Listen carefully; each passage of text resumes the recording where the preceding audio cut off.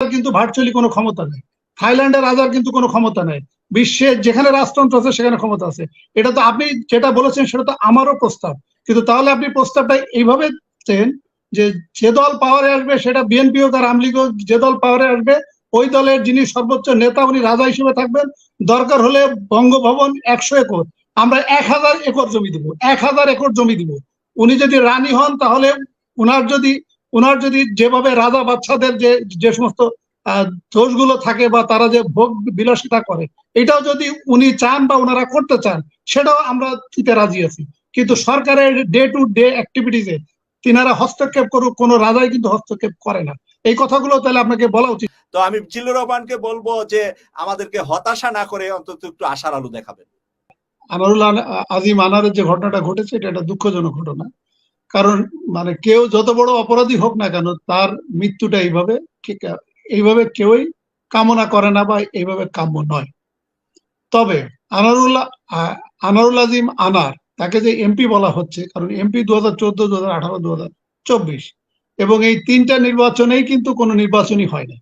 যদিও আমরা খাতা কলমে যেহেতু তাকে এমপি হিসেবে শপথ নিয়েছে 2014, 2018, 2024, এই জন্য আমরা তাকে এমপি বলছি।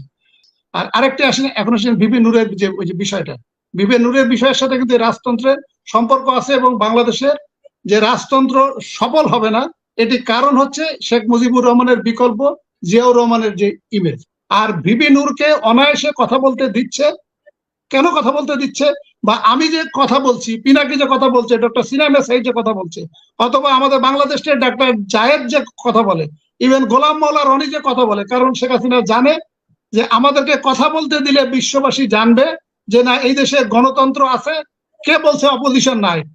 তখন তখন ওই যে মোটামুটি সিদ্ধান্ত হয়ে গিয়েছিল পুলিশ এবং র্যাপিড অ্যাকশন ব্যাটালিয়নের পক্ষ থেকে যে কয়জন ঝিনাইদহ থেকে ক্রস ফায়ার দেওয়া হবে, Anar was one of the top listed, Anar was one of the top listed. কিন্তু তখন আমার স্ট্রং ভূমিকার কারণে আমি তখন বলেছিলাম র্যাপিড অ্যাকশন ব্যাটালিয়ন এবং পুলিশ কর্তৃপক্ষকে যে আমার দায়িত্ব কাউকে ক্রস ফায়ার দেওয়া না। আমি পুলিশের চাকরি নিয়েছি, যদি কেউ অপরাধ করে তাকে ধরে নিয়ে আমার আদালতে সোপর্দ করা। এবং আমার এই সিদ্ধান্তের কারণে ওই সময় আমি যতদিন ছিলাম ঝিনাইদহতে ততদিন পর্যন্ত কিন্তু কোনো ক্রস ফায়ার হয় নাই। এবং আমি আমার চাকরি জীবনে কোনো মানে জ্ঞাত সারে অথবা অজ্ঞাত সারে আমি কাউকে ক্রস ফায়ার দেই নাই, কারণ আমি মনে করি এটি একটা বেআইনি কাজ, এটি একটা অসাংবিধানিক কাজ এবং এটা আল্লাহ আমাকে এই ক্ষমতা দেয় নাই, রাষ্ট্র আমাকে এই ক্ষমতা দেয় নাই। আর সরকার যদি আমাকে সাইলেন্টলি ক্ষমতা দিয়ে থাকে তাহলে আমি সরকারের এই অবৈধ কাজ, অসাংবিধানিক কাজ, বেআইনি কাজ আমি কেন শুনবো? তাই এই যে আপনি বেআইনি কাজটা না করে যে একটা বেআইনি কাজ করেছেন সেটা আপনি জানেন? এই আনার এমপি হওয়ার পরে 17 জন জামাত বিএনপি ছাত্রদল ছাত্র শিবিরের মানুষকে হত্যা করেছে। তাহলে আপনি যদি তাকে একজনকে ক্রসফায়ার তখন দিতেন এই 17 জন বেঁচে যাইতো, আপনি তো আরেকজন অপরাধী হয়ে গেলেন। এখন আমি তখন যদি ক্রসফায়ার দিতাম তাহলে আল্লাহ তাআলার কাছে আমি কি জবাব দিতাম? এই যে অপরাধী হিসেবে 17 জন ক্রসফায়ার পড়তো না, এই দায়িত্ব তো আমার নয়, এই দায়িত্ব তো আমার নয়, এই দায়িত্ব তো রাষ্ট্রের, এই দায়িত্ব হলো সরকারের, এই দায়িত্ব হচ্ছে সরকারের।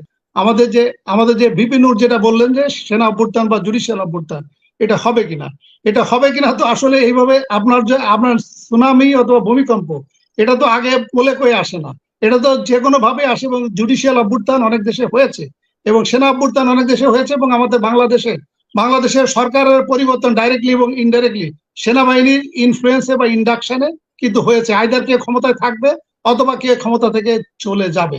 তা এখন আমরা যেহেতু ইলেকশনের মাধ্যমে ক্ষমতার পরিবর্তন, সেনা অভ্যুত্থান অথবা জুডিশিয়াল অভ্যুত্থান যেহেতু আমরা আপাতত দেখছি না, সেগুলো আমাদের একমাত্র ভরসা হলো আপনারা আপনাদেরকে নেতা হিসেবে আমরা মেনে নিয়েছি এবং আপনাদের কথায় আমরা 2024 সালে আমরা ভোট দিতে যাই নাই, 95% জনগণ ভোট দেয় না এবং আপনাদের কথায় উপজেলা নির্বাচনেও কিন্তু আমরা ভোট দিতে যাই নাই। তো আপনাদেরকে নেতা হিসেবে মেনেছি, এখনো নেতা হিসেবে মানছি।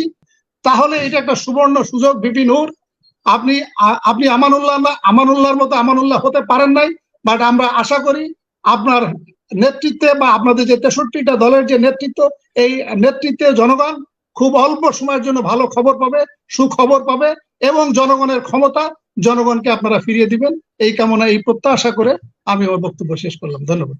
অসংখ্য ধন্যবাদ আজকের প্যানেলের সম্মানিত বিজ্ঞ 4 জন আলোচক।